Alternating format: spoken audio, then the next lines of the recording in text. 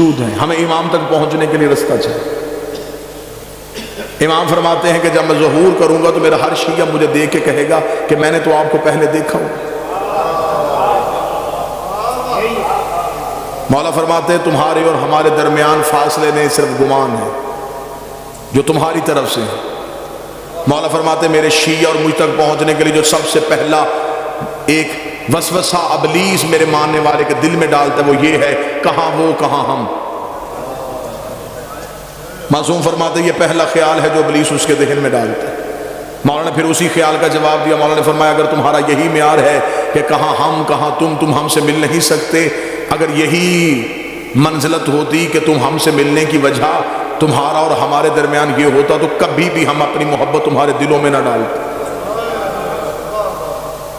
ایک شیعہ نے مولا سے توقیع میں پوچھا، اس نے کہا مولا میں ملنا چاہتا ہوں۔ مولا فرماتے ہیں ہم ملتے ہیں، تم پہچانتے نہیں۔ اسے مولا کب ملتے ہیں؟ مولا فرماتے ہیں اکثر تم روتے روتے خاموش ہو جاتے ہو، تمہیں خبر ہے تمہیں وہ تسلی دینے والے ہم ہوتے ہیں، تمہیں وہ دلاسہ دینے والے ہم ہوتے ہیں۔ امام سے ملنے کا رابطہ ہموار کیجئے، امام تک جانے کا تعلق دیکھیے۔ کسی باپ کا بیٹا گھر نہ آئے تو اسے نیند نہیں آتی، اور ہمیں خبر ہے کہ ہمارا امام زمانے میں موجود ہے۔ ہم میں سے کون ہے جو امام کو ڈھونڈنے کی کوشش کرتے ہیں؟ اب ایک لمحے کے لیے یہ گفتگو سنجیدہ پہلو میں آئے گی، لیکن مجھے آپ سے 4 دن سے داد بھی لے چکا ہوں، دعا بھی لے چکا ہوں۔ یہ پیغام ہے اللہم صلی علی محمد و آل محمد۔ میں نے گھر کی مجلس میں بھی یہ گزارش کی تھی کہ کہیں ہمارا یہ امام کو بلانا کہیں یہ کوفے والا خط تو نہیں؟ خطوط تو کوفیوں نے بھی لکھے تھے امام کو بلانے کے لیے۔ ہمیں امام سے صرف امام کا انتظار نہیں کرنا، امام کے رستے کو ہموار بھی کرنا۔ توجہ آپ صاحبان فرمائیں گے سب۔ ہمیں امام کا صرف انتظار نہیں، رستہ بھی ہموار کرنا ہے، امام سے ملاقات بھی کرنی ہے۔ امام نے تو اپنا ایڈریس بتا دیا کہ میں کب اور کہاں ہوتا ہوں۔ اب اس سے زیادہ امام کو کون شیعہ ہے جو کہے کہ مجھے اب ڈھونڈنے میں مشکل ہے؟ امام نے فرمایا ہفتہ والا دن مجھے ڈھونڈنا ہو تو مسجد کوفہ میں آنا، اتوار کو میں مسجد سہلہ میں ہوتا ہوں، سوموار کو میں بقیہ کی قبروں پہ ہوتا ہوں، پھر میں مسجد جمکران میں ہوتا ہوں، شب جمعہ میں کربلا میں ہوتا ہوں، جمعہ میں امیر المومنین کے حرم میں ہوتا ہوں۔ مولا فرماتے طواف کعبہ کرتے ہوئے کعبے پہ سیدھی بارش ہو رہی ہو اور مزاب رحمت سے پانی نیچے آ رہا ہو تو سمجھ لینا تمہارا امام طواف میں ہے۔ اب اس سے زیادہ آسان نشانیاں کون بتائے گا؟ امام خود بتا گئے کہ میں اس وقت میں یہاں ہوں۔ پھر امام نے اگلی نشانی بتائی، امام نے کہا چل تو ہم سے محبت کا دعویٰ کرتا ہے نا، تجھے مجھ تک پہنچنے کی ضرورت نہیں، تو ہمیں بلا۔ اتنا امام کی موجودگی کا یقین رکھو کہ امام فرماتے ہیں کہ دسترخوان میں ایک فرد کی جگہ خالی چھوڑو۔ تمہارے گھر میں بچے پوچھیں گے جگہ کس کے لیے تو کہہ دینا ہمارا امام موجود ہے۔ عرب کی ایک مستور برقع پہن کے سوتی تھی، مستورات نے کہا کیوں برقع پہن کے سوتی ہے؟ اس نے کہا امام کا ظہور ہو گیا، برقع ڈھونڈوں گی یا امام کے لشکر میں جاؤں گی؟ ملاقات با امام زمانہ حسن ابتہی 2 جلدوں میں کتابیں لکھی ہوئی ہیں۔ کتنے لوگ ہیں جو امام سے ملاقات کر چکے؟ ایک عراق کا رہنے والا شیعہ ہر روز گھوڑا لے کے چوک میں تلوار لے کے کھڑا ہو جاتا، لوگ پوچھتے کیوں کھڑا ہے یہاں پہ؟ اس کا امام کا انتظار کرتا۔ لوگوں نے اسے پاگل تصور کرنا شروع کر دیا۔ ایک دن کسی نے مذاق میں کہا تو یہاں کھڑا ہے، امام تو وہاں آ چکے ہیں۔ اس نے اپنے گھوڑے کا رخ موڑا، دوڑا اور پھر کبھی بھی واپس نہ آیا۔ یقیناً وہ امام کے لشکر میں شامل ہے۔ امام تو ہمارا اتنا کرے۔ ایک شخص نے ایک عارف سے آ کے شقیق نے کہا کہ میں مولا سے ملنا چاہتا ہوں، مجھے کوئی عمل بتائیے جو میں کروں اور امام سے ملاقات ہو۔ موضوع پسند ہے سر؟ یا علی مشکل مجھے کوئی عمل بتائیے میں مولا سے مل سکوں۔ انہوں نے کہا عمل یہ ہے کہ رات کو تیز نمک والا کھانا کھا کے سونا۔ اس نے کہا کیوں؟ فرمایا بس تیز نمک والا کھانا کھا کے سو گیا، صبح آیا میں سو گیا تھا رات، لیکن زیارت نہیں ہوئی. اسے کہا خواب میں کیا دیکھتا تھا؟ اسے کہا پانی. اس لیے کہ میرے دل میں پانی کی طلب تھی. اسے کہا جتنی طلب تیرے دل میں پانی کی تھی اتنی امام کی کر ملاقات ہو جائے. شدت پیدا کر امام سے ملنے کی، خواہش پیدا کر امام سے.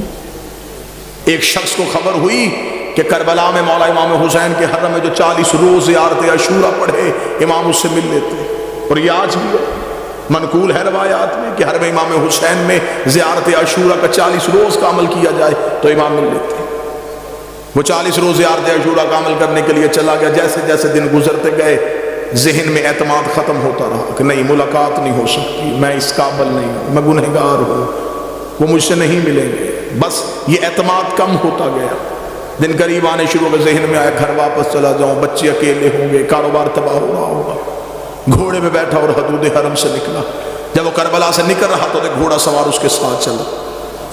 گھوڑا سوار کی آواز کہاں جا رہا ہے؟ کہنے لگا کوفہ.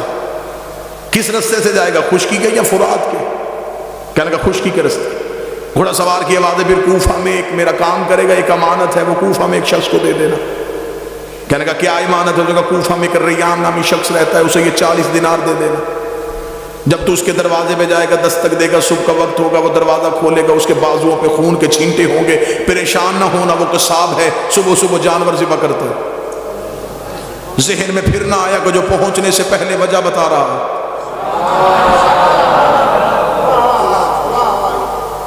اور یہ مولا سے ملاقات کا عارفین کہتے ہیں کہ سب سے پہلا جو کام ہوتا ہے جب مولا سے ملاقات ہوتی ہے، سب سے پہلے دماغ کی سوچیں وہیں پہ رک جاتی.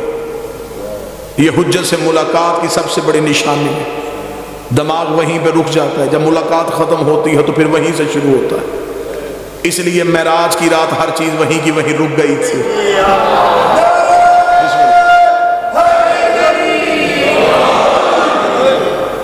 اب جب گھوڑا سوار واپس پلٹا تو اس نے آواز دے کے کہا، اس نے کہا اگر وہ پوچھے یہ کس نے دیے ہیں تو اپنا نام تو بتائیے. گھوڑا سوار کی آواز کہہ دینا بقیہ نے دیے. میرے مالک کا لقب ہے بقیت اللہ. چلا گیا، جا کے کوفہ میں صبح پہنچا. اسی قصاب کے دروازے پہ دستک دی، اندر سے وہی شخص نکلا، بازوؤں پہ خون کے چھینٹے. دیکھیں گے مجھے خبر ہے تو صبح صبح جانور ذبح کر رہا ہے. کہاں سے آیا؟ کہنے لگا کربلا سے آیا ہوں. تو میرے دروازے پہ کیوں آیا ہے؟ میرے پاس تیری ایک امانت ہے، یہ 40 دینار کسی نے کربلا سے دیے، اسے کر ریان کو دے دینا. آنکھیں کھلی کی کھلی رکھ، رک یہیں پہ. اندر گیا، لباس تبدیل کیا، وضو کر کے باہر آیا. کہنے لگا زحمت ہوئی تجھے میرے دروازے پہ، میں معذرت چاہتا ہوں، تجھے اپنے دروازے پہ روکے رکھا. میں لباس تبدیل کر چکا ہوں، وضو کر چکا ہوں. تھوڑی دیر کے لیے گھوڑے سے اتر، مجھے وہ آنکھیں چومنے دے جس سے تو نے مولا کو دیکھا ہے. مجھے وہ ہاتھ چومنے دے جس سے تو نے مولا کو ہاتھوں کو ہاتھ لگائے. یہ پریشان ہو گیا تھا کون سے مولا؟ اسے کہا یہ کیا تمہیں صاحب الامر نے نہیں دیے؟ کہنے لگا کون سے صاحب العصر؟ کیا وہ امام زمان تھے؟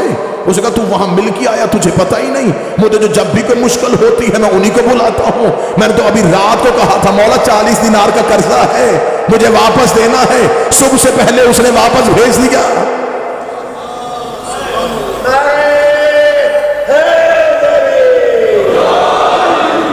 مولا فرماتے اتنا مجھ پہ یقین. جب تمہارا یقین اتنا بڑھ جائے گا پھر تم اپنی مشکل کسی کو بتاؤ گے نہیں. اب یہ محبت کا معیار ہے. امام فرماتے میرے شیعوں مجھ سے رات کو سرگوشیاں کیا کرو. سرگوشی کیا تکیے کے سر رکھ کے اپنے دکھ مجھے سنایا کرو. امام فرماتے تو تکیے پہ سر رکھ کے مجھے اپنے دکھ سنا کے سو جا. صبح کا سورج طلوع ہونے سے پہلے تیرے دکھ نہ ٹالوں، مجھے بطول کا لال نہ کہنا. تو مجھ پہ اعتماد تو کرو، تو مجھ پہ یقین تو کرو، تو مجھ تک پہنچنے کا رستہ تو تلاش کرو. امام فرماتے ہیں میرا شیعہ وہ ہے جو میرا ظہور ہر روز مانگے. وہ ساری زندگی اس کی حالت ایسی رہے جیسے اس کی کوئی چیز گم ہو چکی ہے اور وہ اسے ڈھونڈ رہا. شیعہ بھی اور اسے یہ بھی پتا ہو کہ میرے وقت کا امام کہیں نہ کہیں خون رو رہا ہے. پھر اس کے دل میں یہ طلب ہونی چاہیے کہ میں امام تک کسی نہ کسی طریقے سے پہنچوں. ملاقات امام سے ہے. قبلہ تشریف فرمائے ملاقات ممکن بھی ہے. ہاں امام ملتے ہیں ہر کسی سے اس کی معرفت کے مطابق، اس کے عرفان کے مطابق. آئیں گے ضرور، برا ہو صحیح آئیں گے ضرور. چلے میں تحفہ دوں آج کی آخری مجلس میں ہدیہ دوں. مولا فرماتے جس دن تم چاہو کہ تم مرنا نہیں چاہتے، جس دن تمہارا جی زندہ رہنے کے لیے ہو کہ آج میں زندہ رہنا چاہتا ہوں، عمل یہ ہے مولا فرماتے اس روز آنکھ کھلے تو اٹھتے ہی، بلکہ یہ روز کا معمول بناؤ، آنکھ کھلتے ہی السلام علیکم یا صاحب العصر والزمان، اے میرے وقت کے امام تجھ میں میرا سلام. اللہم صلی علی محمد وعلی سائل نے کہا مولا کریں گے سلام تو موت کیسے نہیں آئے گی؟ امام نے فرمایا سلام سنت ہے، جواب دینا واجب ہے. تم سلام کرو گے وہ جہاں بھی ہے واپسی میں جواب دے گا علیکہ السلام. جب وہ کہہ دے سلامتی ہو تو پھر موت کیسے آ سکتی؟ اب امام تک پہنچنے کا رستہ کس نے تعین کرنا ہے؟ جب حجت موجود ہو تو پھر ہمیں غیر کے دروازے پہ جھکنے کی ضرورت نہیں رہی. سرکار اب ہمارا امام تک پہنچنے کا ایک ہی ذریعہ ہے، اپنے توکل کو بلند کیجئے، اپنے اعتماد کو بحال کیجئے، یقین کی منزل پہ آئیے اور یہ یقین رکھیے کہ ہمارے وارث موجود ہے، ہمارے امام ہمیں دیکھ رہے ہیں. جب یہ یقین آ جائے گا نا کہ امام موجود بھی ہیں دیکھ بھی رہے ہیں، پھر گناہ کون کرے گا؟ جو بیٹا باپ کے سامنے سگریٹ نہیں پیتا، جب اسے یہ ذہن میں ہو کہ میرا امام موجود ہے، پھر وہ غلطی کیسے؟ لیکن ہم نے اپنے اندر سے وہ یقین ختم کر لیا ہے. ہم سمجھتے ہیں کہ امام ہے بس آ جائیں گے، آ کے ہمارا بھی انتقام لیں گے، اپنا بھی انتقام لیں گے. نہیں، امام کو ایسے نوکر نہیں چاہیے. امام کو ایسے چاہیے جو آج بھی امام کے عشق میں ویسے کھڑے ہوں جیسے امام کے قیام پہ کھڑے ہوں. ہم ظہور کے بالکل قریب ہیں، اور یہ جو آج چھوٹے چھوٹے مسئلے مسائل، یہ مسئلہ وہ مسئلہ، یہ مسئلہ وہ مسئلہ، یہ مسئلے نہیں ہیں، یہ امام کا چھان باریک ہو رہا ہے.